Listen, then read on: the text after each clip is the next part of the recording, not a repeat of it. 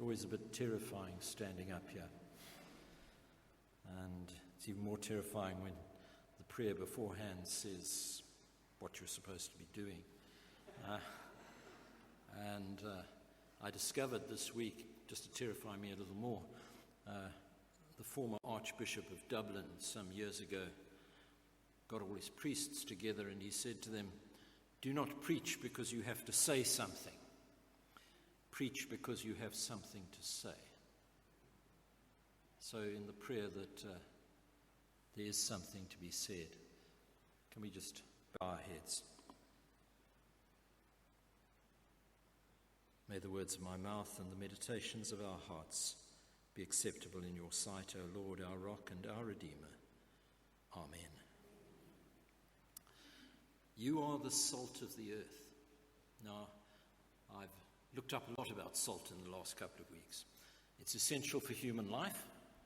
It's been mined for at least 8,000 years, which is longer than anything else. It's found in every country in the world, and it's one of the 5 basic tastes detected by the human tongue. There you are. So at least you've learned something interesting by coming to church this morning. But at the end of the day, the strongest impression I was left with was of the sheer ordinariness of salt. I'm pretty sure that every household that's here today has got salt somewhere in the kitchen, on the dining room table, or somewhere like that. And salt is ordinary in part because its most significant quality is not that we notice its presence, but that we notice its absence. I can see some people who've done a lot of time in the kitchen nodding their heads over that one. And I can't say, immediately must say that, I can't say Janet ever forgets the salt in our food. But when she's at home in Durban and I'm in Bloemfontein and I'm doing the cooking, it's a distinct possibility a lot of the time. And once you've forgotten the salt, this is a moment of experience, adding it afterwards isn't quite the same. And it's much as if you went for a swim after church instead of running up and down Margaret Maiton. These people are nuts, aren't they? Go for a swim instead. If you went for a swim on the beach and you dived in and then you thought, it's not salty. Yeah, it's that kind of thing. And this whole train of thought of mine, it flowed from the oddity of Jesus talking to his disciples about salt losing its savor. Now, herbs and spices can get old and tired and just useless. They won't flavor anything. But salt can't. Salt's a mineral. It doesn't lose its saltiness. It's always, as I learned in my chemistry lessons, salt is always sodium chloride, NaCl. Yeah, see, I can still remember it from 50 years ago. Commentators on this passage, they've tried all sorts of things. Well, back in the day in Palestine, salt was mixed with a whole lot of other rubbish and so on, and the salt leached away. And so we're talking about the rubbish being thrown away. But, whoa, then it's not the salt that's being thrown away. The salt's still there. The salt is still salty. It's the rubbish which never was salt. So it doesn't seem all that convincing. And it struck me that Jesus was probably aware of that. He was probably aware that salt doesn't lose its saltiness. So what was he going on about when he said salt loses its savor? Now, he was talking about salt as seasoning, not as a preservative, which is the other widespread use at the time. And the role of the disciples, as he says to them, you're the salt of the earth. You're to bring flavor to the world. And he's not talking about you're to bring flavor to your own lives. He's talking about you're to bring flavor to other people's lives. And I suspect that means we live our lives as disciples. Our focus needs to be on other people. I was reminded of Dietrich Bonhoeffer's Letters from Prison and his description of Jesus as the man for others. And our task is to make people's lives worth living in the same way that the salt is added to the food to make this food worth eating. And if we understand that passage in that way, it suggests, for me, a slightly different meaning about salt losing its savor. Because if salt can't lose its saltiness, the only way in which it can fail to fulfill its task is if we don't add it at all. If the salt is left in the cupboard, in the dispenser, then there's no point in the chef hoping that the food is going to be properly seasoned. And like a good chef, we need constantly to ask, how is it that the way we lead our lives seasons the world? And if it's not being well seasoned, then the salt of the earth is useless. The salt has lost its savor. It might as well be thrown out, trampled. There's no point in saying that the salt in the cupboard is perfectly salty if it's not being used to season the food. And there seems to be no point to the Christian saying, we're ready, we're here, we're available, we're geared up to be the salt of the earth, the salt of the earth. But we're not actively seasoning the world in our daily lives. And Isaiah saw that. And Isaiah 58 is a wonderful prophetic passage. You can almost turn it into a drama, a stage presentation, as we heard when it was being read for us this morning. It's just like the prophets Amos and Micah. And Micah, of course, we use passage to conclude our prayer of confession, that we should do justly, we should love mercy, we should walk humbly before our God. And Isaiah presents this drama of God responding to the prayers of the religious community. And the people are demanding God's approval. That's what they want. And they're a bit querulous about it. And they say, why have we fasted and you haven't seen it? Why have we humbled ourselves and you haven't noticed? And God's reply is devastating. Just give you those words again. On the day of your fasting, you do as you please, and you exploit all your workers. Your fasting ends in quarrels and fights. You cannot fast as you do and expect to be heard.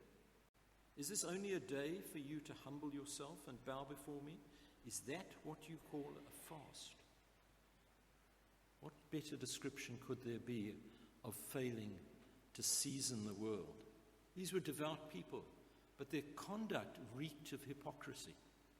They made the world a worse place. They didn't season it well. They didn't season it at all. The kind of fasting, we could call it the kind of religious observance that's demanded, chosen by God, is to loosen the chains of injustice, to set the oppressed free, share food with the hungry, clothe the naked and provide shelter to the poor wanderer. Was Isaiah, I thought, was he perhaps writing with the mean streets of Durban in mind? You can think of that. It's an incredibly high standard. It forces us to ask questions of ourselves about what is the focus of our lives. Is our Christian living focused inwards, or is it focused outwards? Are we providing seasoning to the world? And of course, if that's our task, the question is, what's the correct amount of seasoning? It's not the sole flavor. It's to bring out the full flavor in the food. That's what seasoning does. And when our daughter Fiona was training as a chef, she always used to phone Janet every day and report on how things were going. And the reports which were most excited were the days when her tutor said to her, your dish has been seasoned absolutely correctly. That's what we've got to aim for. We've got to season the world absolutely correctly. It's just not enough to be active if we're not reflecting and spreading God's love and God's forgiveness. How much salt are we adding? Enough? Too much? I don't pretend to have a perfect recipe, but let's explore a couple of thoughts. If we listen to our news bulletins or read whatever we get our news from nowadays on the internet, do you notice that the Christian voice is hardly ever heard? Hardly ever heard on questions of war, refugees, pollution, climate change, poverty, inequality. All these are areas where I would think a good dose of Christian salt would be very helpful. And many Christians do good work. Don't misunderstand me. They do good work in all these areas. But the value of that work is drowned out by the actions of a relatively small band of Christians. Where, I ask, is the salt of the earth in the overwhelming support that evangelical Christians have given to the current incumbent of the White House? A man whose dishonesty, vindictiveness, and personal immorality is known to the whole world and is known and recognized by those evangelical Christians. Where is the salt in noisy protests about other people's personal lives? I found an American Bible study, and the writer said this of some protests, that they do much to communicate the false impressions to the world that Christians are unloving, unkind, bigots, who hypocritically believe that they are morally superior and are selfish and insensitive enough to think that their views of right and wrong should be forced upon others. And that sounded a lot like Isaiah to me. The only people in the Gospels who Jesus unequivocally condemns were the scribes and the Pharisees. They were the ones he called, and I said at the early service I said whitewashed sepulchres. And I said for this service I was going to say whitewashed tombs. Okay. But I'm hoping I get the message across one way or the other. They were the ones who were condemned. The man who was not condemned was the man who beat his breast and said, God, have mercy on me, a sinner. We're not called to protest. We're not called to condemn. John's gospel says that Jesus came into the world not to condemn sinners, but to save the world. He brought a message of love, of forgiveness. And if we need a warning about over-censorious salting of the world with our own views, we'll find it a little further on from our gospel, still in the Sermon on the Mount section of Matthew. Matthew 7, verse 1. Do not judge, or you too will be judged. And I then have to think whether that's some criticism of my day job. Okay. I hope not. But maybe I'm called to be the salt of the earth in that day job. How can we get the seasoning right? Mustn't under-season, mustn't over-season. I don't have an infallible recipe. But there are a few thoughts. A major temptation that besets the church is the temptation to withdraw into our own little safe community, where we become very busy, very engaged, our own personal needs are being met, and little else. We can't season the world if we withdraw from it. And that's a concern in this day of age where so much of our daily existence actually separates us from other people. Have you noticed that? How you can go through days and you just don't encounter other people. And look at our lives as people living in this area, this parish. Many of us no longer go to the bank because we bank online. We often don't need to go to the shops because we can shop online. Our fears about crime, and crime's a real problem, but our fears about crime cause us to shut ourselves away behind walls and gates. And as I stand here, I look, and we shut ourselves at worship behind a gate.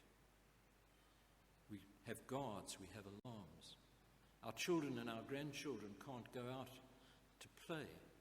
They have to be shepherded, they have to be supervised at all times. And I heard a father say the other day, oh, well, of course, our front garden isn't really isn't attractive. It's not where the flow of the house is for the kids to go out and play in the front garden. And I thought, no, it isn't, particularly because they would actually set off the burglar alarm if they did dare to go out and play in the front garden. We've got to. We take out our news from sources with which we agree. We don't read the newspapers or the news slots from people we don't agree with. On social media, we exchange views with people who agree with us, who are like us. And if they don't agree with us, what do? We unfriend them. We block them. You can do that on all social media. And we can live in a bubble that echoes our own thoughts. One of the most noticeable things as we walked around London at Christmas, everywhere people were walking in the streets with heads down. Do you know that walk? That walk? And if they didn't have their heads down, they had their earphones in. And they were doing anything to avoid seeing and speaking to the people who live in their same city.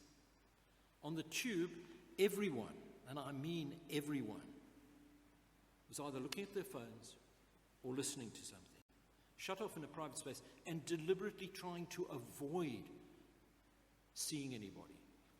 And certainly don't start a casual conversation. People on aeroplanes still start casual conversations, but I think you're trapped there. We've got to avoid being locked into our own private circles. If we're to be salt to the whole world, we've got to reach out to the whole world. Christianity is not something you can do on Sunday. It's not something you can do in private. We've got to start with the way we treat people. The ordinary people we encounter, the ones we usually disregard. The shop assistant, the messenger, the domestic worker, the person who comes to fix the plumbing or the electrician in our house. Just start with a kind and cheerful word. It may not be reciprocated. Don't worry about it. It will make an impact. Find a way in which to move outside your own narrow confines and your own interests by displaying an interest in the lives of others. If people behave in a way you don't like, ask yourself, what is it about their experience, their lives, that may lead them to behave in that way? And then this one, I remember, there's that hymn which has a line which says, "Take my silver and my gold, not a mite of it." And I can remember a Presbyterian preacher saying that when they got to that verse, they sang it very softly. Well, I'm saying this sentence very softly. Exercise patience.